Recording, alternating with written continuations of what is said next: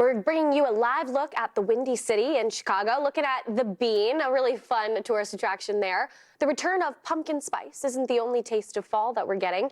After being stuck in a pattern of seemingly endless heat waves and hot temperatures, you're getting this from a fellow cooler temperature lover, the cold is finally starting to swing out. As a matter of fact, for northern Minnesota, we actually had some frost advisories in place over the weekend. So that just goes to show this cold front's coming, and you will know that summer is starting to come to a close by the time we finish out Labor Day weekend. So here's what's going on. We've got this cold front that comes in and then an active jet stream that will finish out the month. But it's helping to draw out some very cool air coming not only from Canada, but even further north. We're talking about Arctic air here that will start to filter in. This isn't just a cold front and then you're back to the warmth a couple of days later. This is a continuous period of cooler weather that will take you all the way through Labor Day weekend, and for some even beyond that time. Now, I mentioned where this air is coming from. Now look at this, where you see the blue lines, that's air that's going out towards Des Moines. We are talking all the way from Alaska.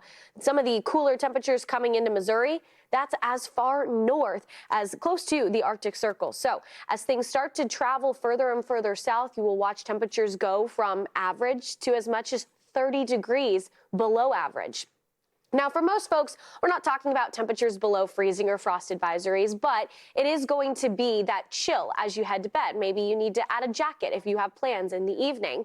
For Monday, we're talking 50 degrees.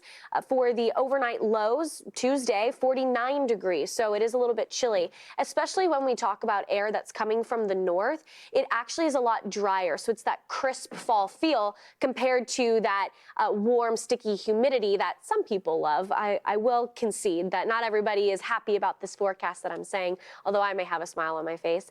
For the frost advisories, again, that morning low potentially reaching as low as 30 degrees for International Falls out towards Big Falls and West Cook. So a very small margin of the country, but still something notable that is signaling the transition to cooler temperatures ahead.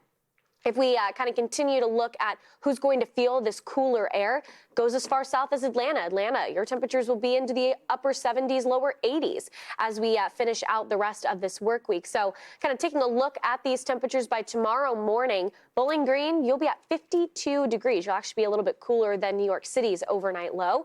Going into tomorrow for New York, we're into the upper 80s today. Tomorrow, lower 80s, and then eventually as we get closer to the Labor Day weekend, those temps dropping into the 70s. So going to be absolutely beautiful, and a lot of it encompassed with some bright sunny skies. Different story, though, for some of our folks across the Central Plains and the mid-Mississippi River Valley. We do have some flash flooding concerns as we get closer to the weekend.